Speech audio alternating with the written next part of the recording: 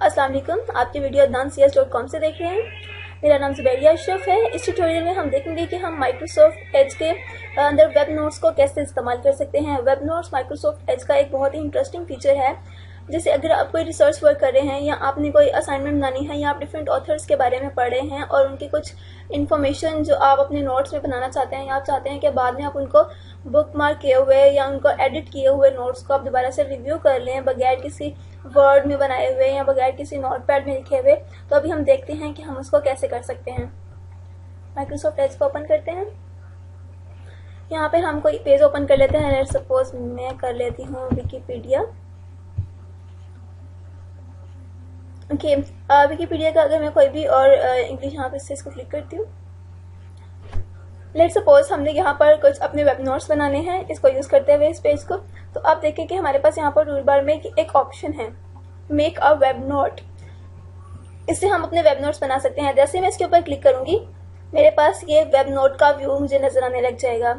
इसमें मैं एडिटिंग कर सकती हूँ अपने इस डॉक्यूमेंट में। यहाँ पर मेरे पास कुछ ऑप्शंस हैं, कुछ कंट्रोल्स हैं मेरे पास जिनसे मैं इस डॉक्यूमेंट को एडिट कर सकती हूँ।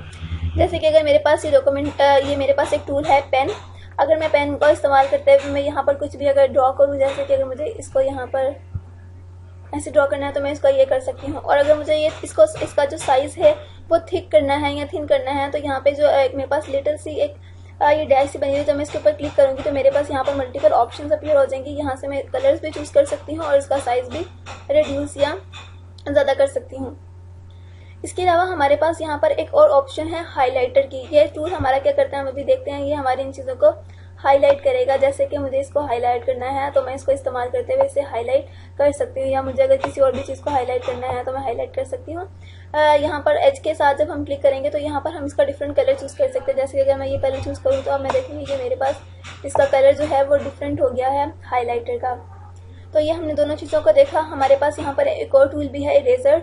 इससे हम अपने इन एडिट की हुई चीज़ों को इरेज कर सकते हैं। जैसे अगर मैं इरेजर को टूल पर वो यूज़ करूँ और मैं यहाँ पे इसको इरेज करना चाहूँ, जिसमें सिंपल क्लिक करूँगी और मेरी वो तमाम एडिटिंग जो है वो यहाँ से रिमूव हो जाएगी।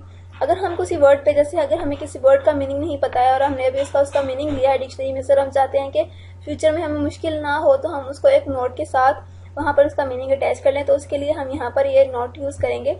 उसके ऊपर क्लिक करूँ, मुझे इस पिक्चर के बारे में कोई नोट रखना है तो मैं यहाँ पर कुछ भी लिख सकती हूँ कि can I use this picture in future. तो इस तरह से मेरे पास यहाँ पर ये नोट्स बन जाएंगे। फ्यूचर में मैं नोट्स को एक्सेस कर सकूँगी। इन तमाम ऑप्शंस के अलावा यहाँ पर मेरे पास एक और ऑप्शन है। ये कोई हमारे पास एडिट का काम नहीं कर रही है, ये जस्ट एक कॉपी पेस्टिंग का फंक्शन परफॉर्म करती है ये ऑप्शन।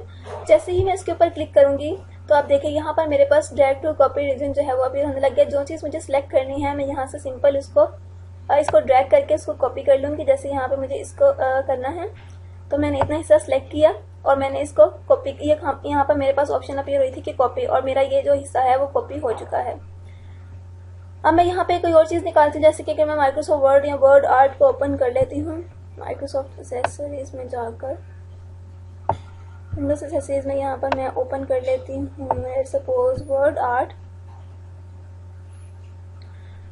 और यहाँ पर जैसे ही मैं आकर पेस्ट के ऊपर क्लिक करूँगी तो मेरे पास ये पूरा यहाँ पर पेस्ट हो जाएगा एज इट इज़, बिल्कुल वैसे ही जैसे मैंने वहाँ से सिलेक्ट किया था वो सारी चीज़ यहाँ पर मेरे पास पेस्ट हो गई है जस्ट एक सिंपल क्लिक से। इसका मतलब ये है कि हम अपने नोट्स बना सकते हैं और उनको सेव भी कर सकते हैं। अगर मुझे फ्यूचर में इन नोट्स को ऐसे ही एक्सेस करना है, अगर मैं तो मैं यहाँ पर उसको सेव के बटन के ऊपर क्लिक करूँगी तो मेरे पास सेव हो जाएगा। पहले जरा इसका नॉर्मल व्यू वापस ले आते हैं। अगर मुझे इस व्यू से वापस निकलना है ड्रैग से और क्रॉप से तो मैं जस्ट सिंपल इसके ऊपर क्लिक करूँगी और मैं वापस अपने वेब व्यू में वापस आ जाऊँगी। It's taking some time. यहाँ मैं ठीक है। अब मुझे इसके ऊपर अगर मुझे इसको सेव करना है तो मैं सिंपल सेव के ऊपर क्लिक करूँगी तो मेरे पास ये चीज़ सेव हो जाएगी। अब वो मेरे से ऑप्शन मांग रहा है कि मुझे इसको सेव कहाँ पर करना है। मैं अपने फेवरेट्स में वन नोट में भी इसको सेव कर सकती हूँ अगर मेरे पास लैपटॉप में वन नोट इंस्टॉल है तो, या मैं इसको फेवरेट्स में भी ऐड कर सकती हूँ, या मैं इसको अपनी रीडिंग लिस्ट में भी ऐड कर सकती हूँ। यहाँ पर मैं इसको अपने फेवरेट्स में ऐड कर लेती हूँ। यहाँ पर मेरे से वो नेम पूछ रहा है, फिलहाल मैं इसका नेम चूज नहीं करूँगी, इसको ऐसे रन करूँगी और सिंपल इसको यहाँ पर ऐड कर दूँगी।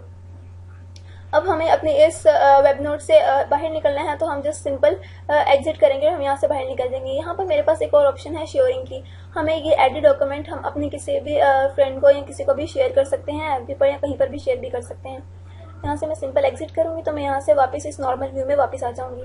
अब अगर मुझे अपनी एडिट किए हुए वेब नोट को एक्सेस करना है तो मैं सिंपल इस हब में दोबारा से जाऊँगी, और हब में जब, क्योंकि मैंने फेवरेट्स में उसे ऐड किया था, तो मैं फेवरेट में जाऊँगी और मेरे पास यहाँ पर ये चीज़ सेव हुई हुई है वेब नोट्स के नाम से। अगर मैं इसके ऊपर सिंपल क्लिक करती हूँ तो मेरे पास यहाँ पर वही एडिट की हुई ऑप्शन ओपन हो जाएगी। और यहाँ पर देखिए कि go to the original page की ऑप्शन है। अगर मैं इसके ऊपर क्लिक करूँगी तो मैं वापस इसके ओरिजिनल पेज पर चले जाऊँगी।